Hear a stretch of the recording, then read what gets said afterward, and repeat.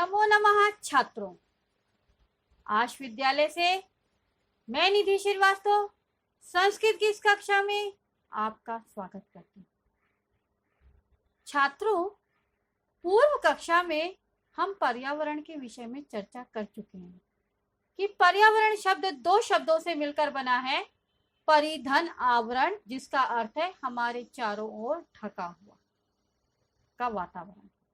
ठीक है, तो छात्रों, ये जो अध्याय है ये शुचि पर्यावरण से तात्पर्य रखता है और शुचि का मीन्स होता है पवित्र या शुद्ध या साफ, निर्मल। ठीक है, तो छात्रों, शुचि पर्यावरण का मीन्स है पवित्र पर्यावरण, पवित्र माहौल या शुद्ध पर्यावरण। तो छात्रों, आज के इस लेसन में जो है वो महानगरों पर आधारित है कि महानगरों में शुद्ध पर्यावरण है ही नहीं। तो यहाँ जो कवि है वो कह रहा है कि मुझे कहीं दूर घने जंगलों में ले चलो जहाँ शुद्ध झरने, पर्वत, नदी, नाले होंगे, क्योंकि ये शहर जो है वो तो यहाँ पे गाड़ियों की पंक्तियों से भरा हुआ है और वहाँ धुएं ही धुआं, वातावरण प्रदूषित है, कोई भी चीज शांत माहौल नहीं है।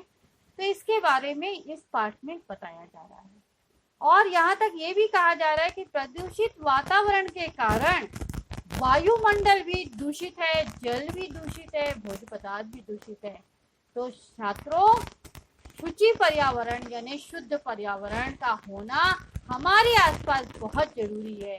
तो छात्रों, आइए देखते हैं हम लोग यहाँ पर कवि क्या कहना चाह रहे हैं इस पाठ के इस भाग में। तो आइए देखते हैं छात्रों, क्लास 10 संस्कृत प्रथम पाठा शुचि पर्यावरण का द्वितीय भागा। प्रस्तुत पाठ में हिंदी भाषा में अर्थ, शब्दार्थ और प्रश्नोत्तर पर हमने छात्रों प्रकाश डाला हुआ है। श्लोक नंबर 2 ध्यान से देखिएगा छात्रों, बहुत कठिन है। कज्जल मलिनम धूमम मुंचति शतशकटीयानम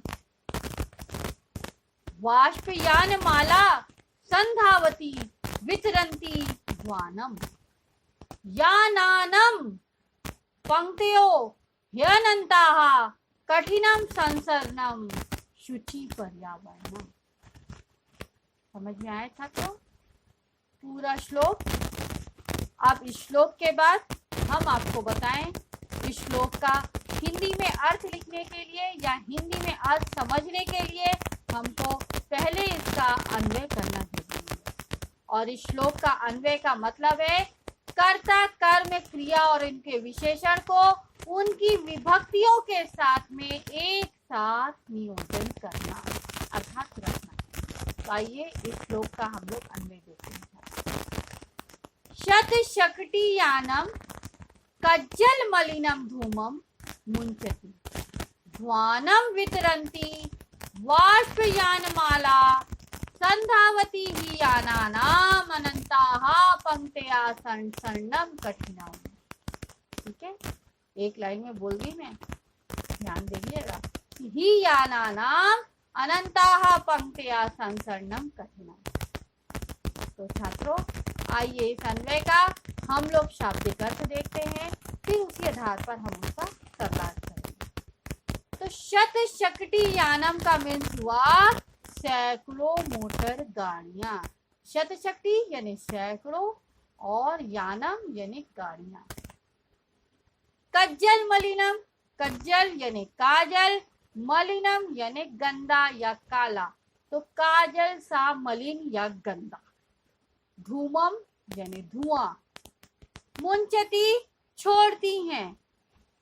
ठीक है, नाउ नेक्स्ट है ध्वानम। ध्वानम का मतलब है कोलाहल, शोरगुल, हल्ला।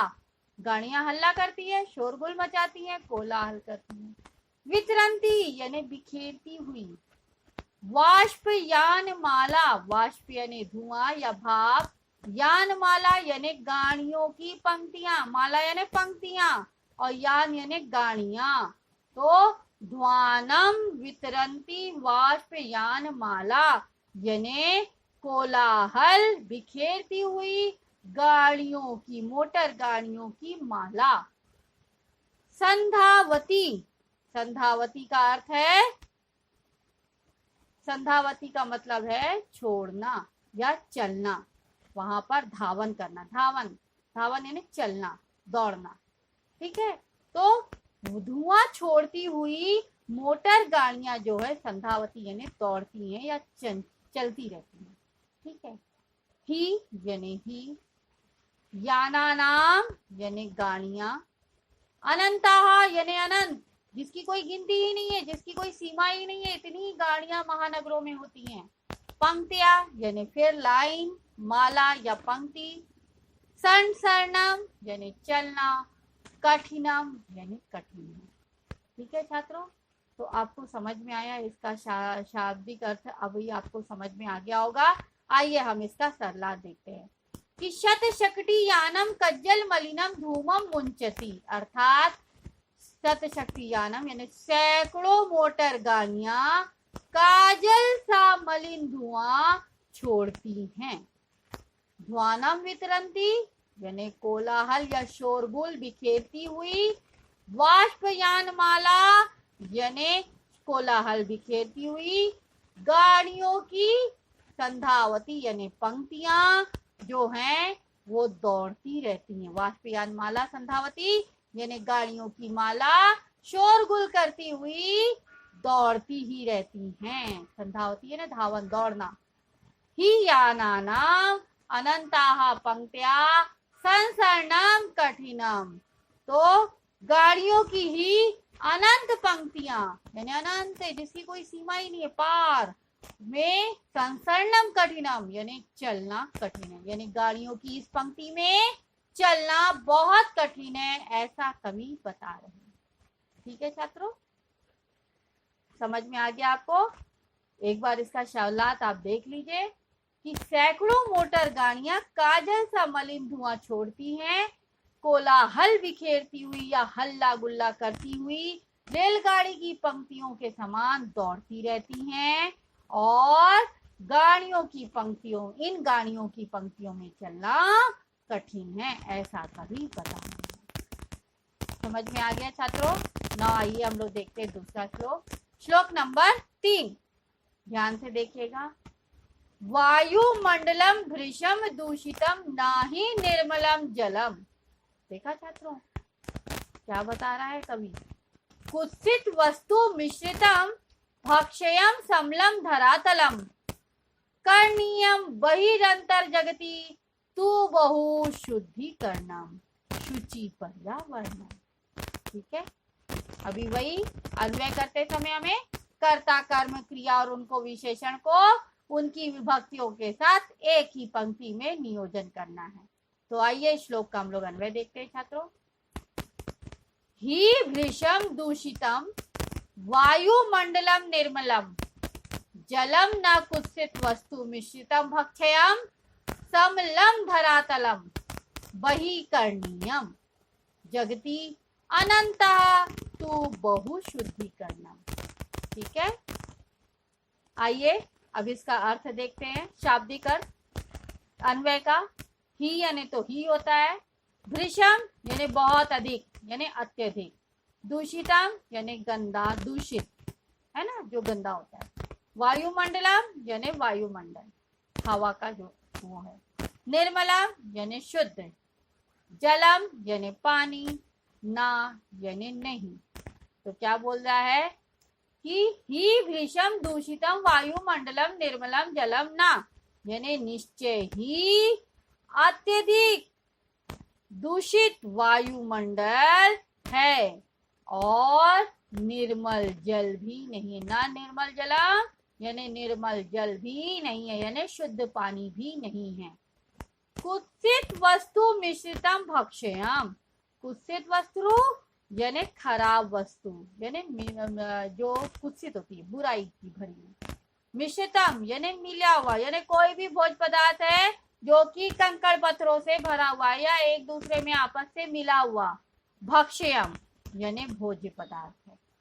ठीक है, तो कुत्सित वस्तु मिश्रितम यानी कंकड़ पत्थरों से मिला हुआ भोज्य पदार्थ है, भक्ष्यम यानी भोज्य पदार्थ है। समलम यानी गंदगी से भरा हुआ या मल युक्त, धरातलम बहिकरणीय यानी हमें धरातलम यानी पृथ्वी, बही यानी बाहर, करणीयम यानी करना चाहिए। तो समलम यानी मलयुक्त या गंदगी से भरा हुआ, धरातलम यानी धरती, बही यानी बाहर, करणीयम यानी करना चाहिए। जगती यानी संसार, अनंता यानी अंतः यानी अंदर, तू यानी तो, बहु यानी बहुत, शुद्धिकरणम यानी शुद्धिकरण।